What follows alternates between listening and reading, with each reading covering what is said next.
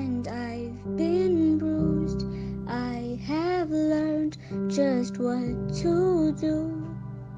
I need to leave my past behind me. I need to look to the future. No matter what will come, no matter what I've done, I know just what to do.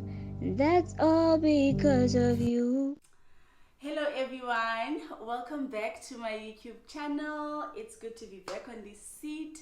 Thank you so much to our new people that have recently subscribed. Thank you for the recommendations. We have a microphone we're testing out today, so please do comment if the volume problem has improved. We are testing out a different mic, then when we are back we'll be testing a different mic to see which one works best for which scenario, but a microphone is finally here, so I hope we can hear each other properly now. As you can see on the screen, today the topic is boundaries. Drum roll. Yes, so we're doing boundaries today, and not boundaries in the typical way that you're expecting. We are doing the principle of boundaries, the intention of boundaries. And I'm hoping to encourage you to start looking at boundaries with a generous eye, as something that is a gift to your relationships and something that is a gift to yourself. And I think once we get to a part of understanding that boundaries are a preservation attempt to continue to be at our best, so we can give people our best version and we can receive them in their best form as well, then I think we become less hesitant about setting them, and we become less defensive when other people set them. And typically, because boundaries aren't a popular thing for most people, they're a difficult thing to communicate to other people. They are wounding when somebody else sets them. You know, people read them as punishment, they read them as rejection, they read them as refusal to participate.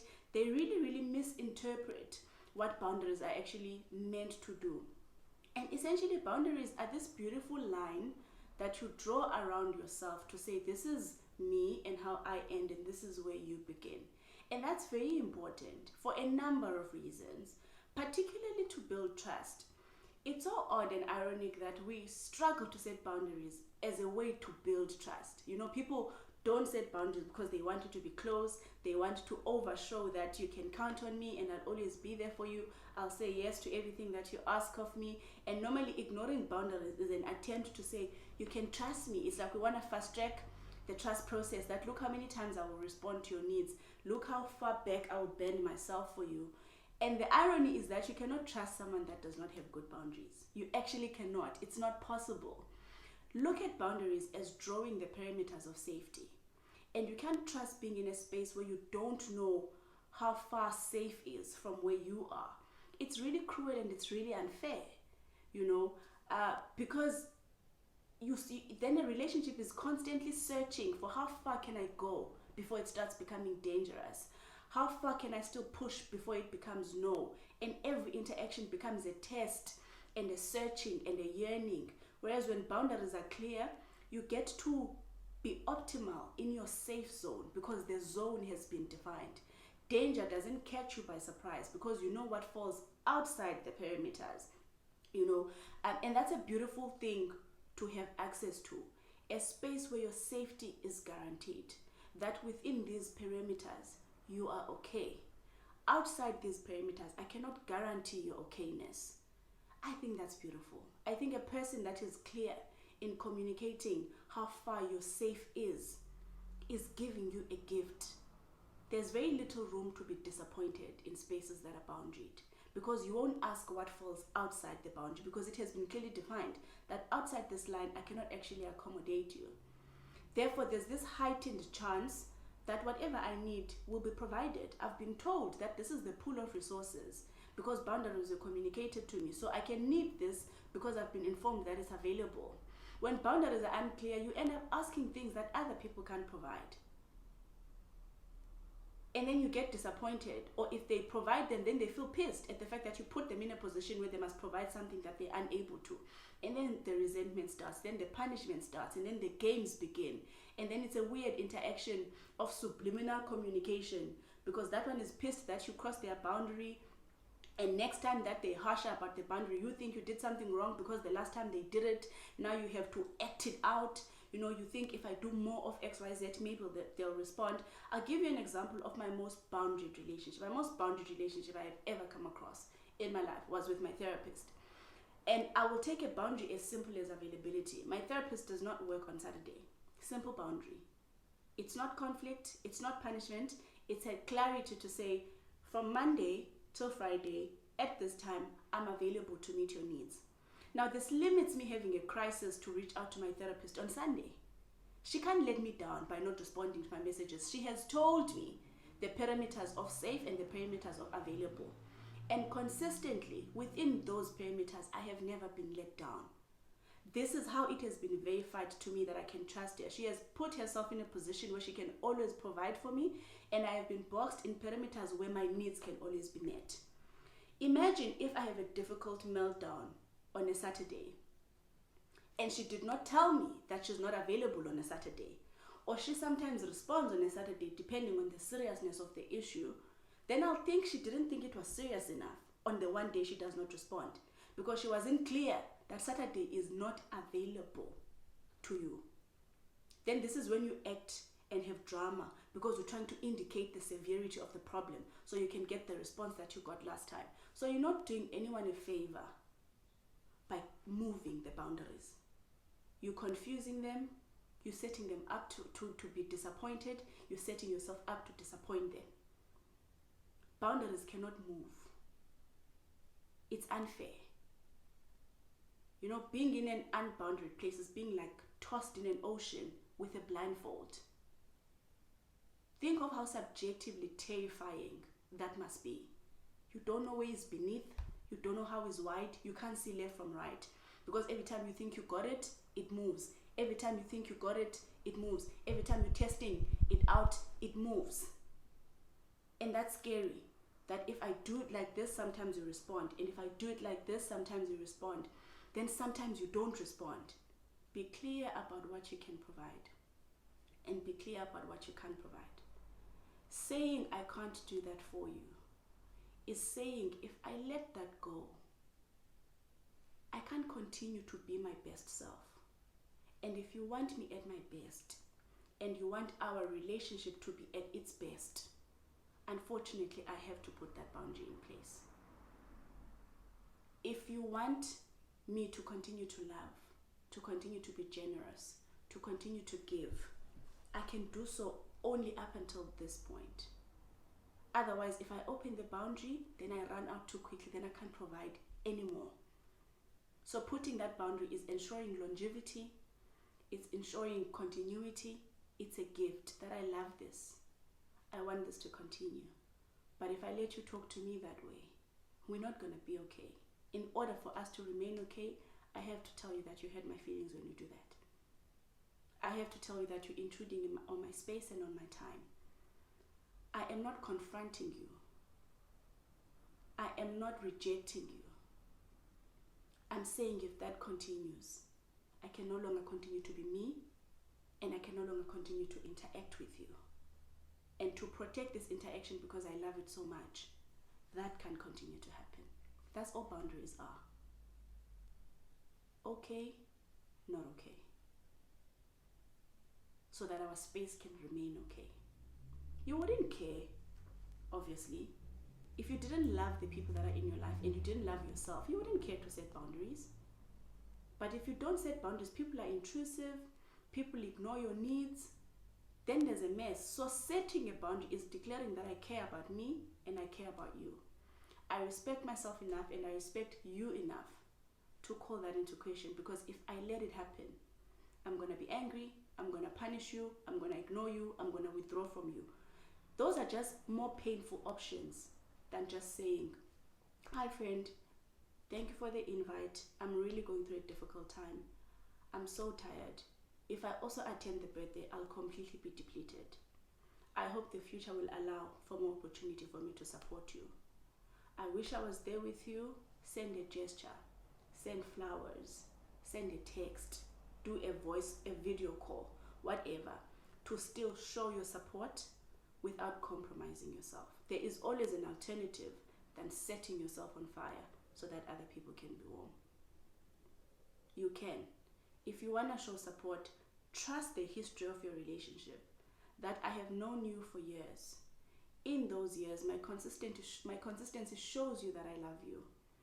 I don't have to show up every time to prove that. That is an implicit truth that exists. Today I cannot. And an easy way to set boundaries as well is to always have an alternative. It makes you feel better that I can't do this, but that I can do. So that I'm not removing access, I'm not removing the relational connection. It's just this one thing that I can't do for you. It's just this one thing that I can't do today. So I hope that begins a conversation of looking boundaries from a place of love. If you love people, set boundaries for them. You're making them confused. You're making them terrified. You're making them scared. It doesn't matter how much you think you are building trust by ignoring boundaries. You can't trust a person that's unboundaried. You always first need to test it. And if it keeps moving, you'll never have a conviction that indeed that is safe there. You want to know the safety code, and boundaries are that. They're the safety code. You wouldn't leave something valuable where the door is sometimes open and the door is sometimes closed. You want to know what's the condition of the door. So if you love people, if you love yourself, boundaries just make sense. They make sense. And people think boundaries is rules. I don't do this, I don't do this, I don't do.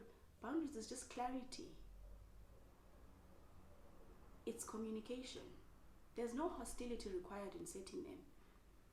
The most boundary people I've ever met don't fight with people. They're not rude. They're not dismissive. And they're not mean. That I come first. I won't sacrifice myself for people. That's not what they say. That's passive aggressive. Assertive people are just, it's their way of life. That no, I won't be able to do that. Or no, I'll do it this way and this way and this way. It's their lifestyle, how they carry themselves is clear of their boundaries. From the stuff they do and the stuff that they don't do.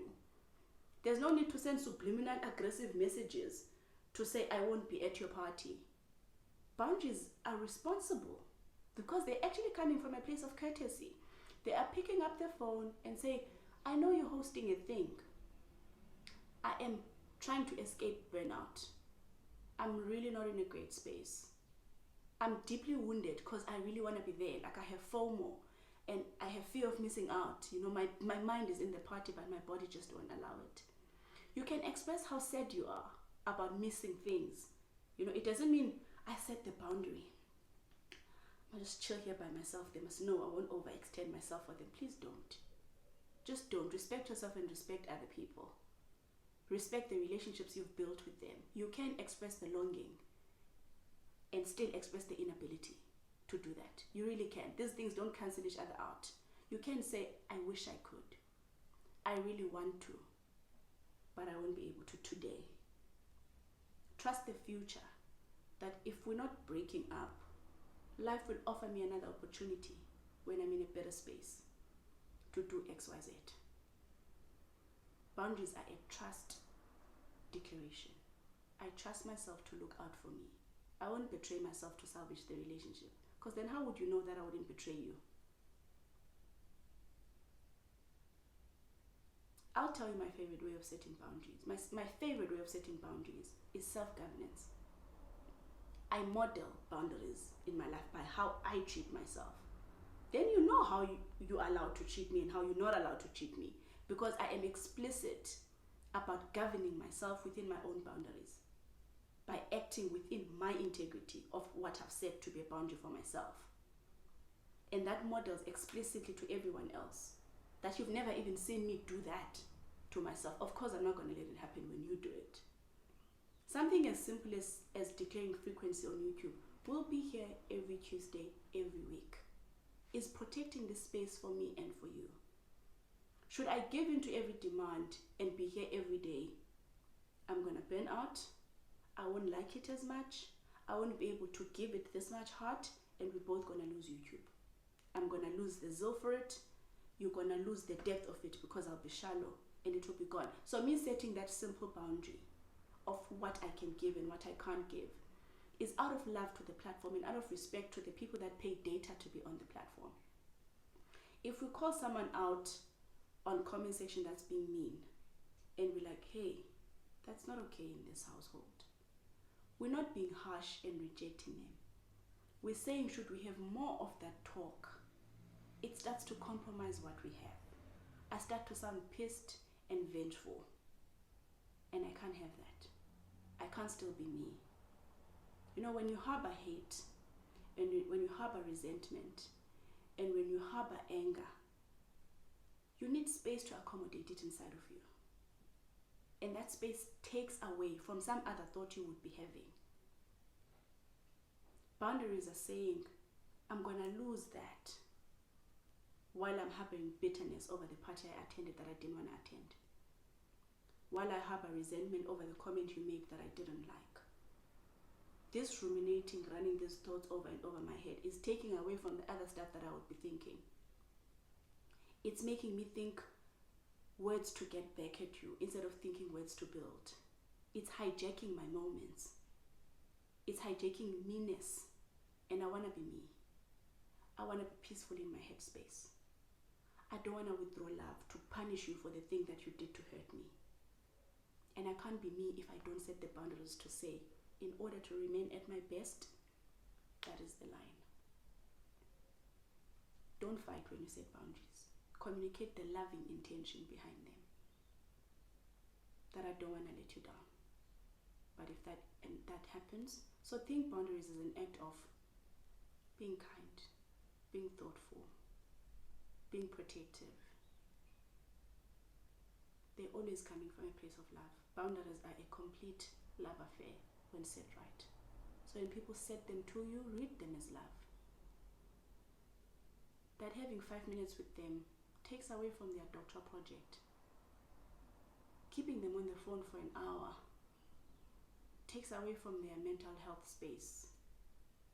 I want my friends to be on social media so I can talk to them, but maybe going on a detox protects the little energy they have. And when they don't have energy, they're not of great value to myself and to themselves, and that's unfair.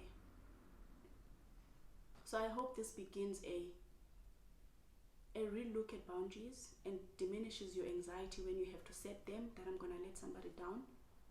It's an act of love to set boundaries towards them and towards you. And I hope this makes you feel better about them and less wounded when people set them towards you.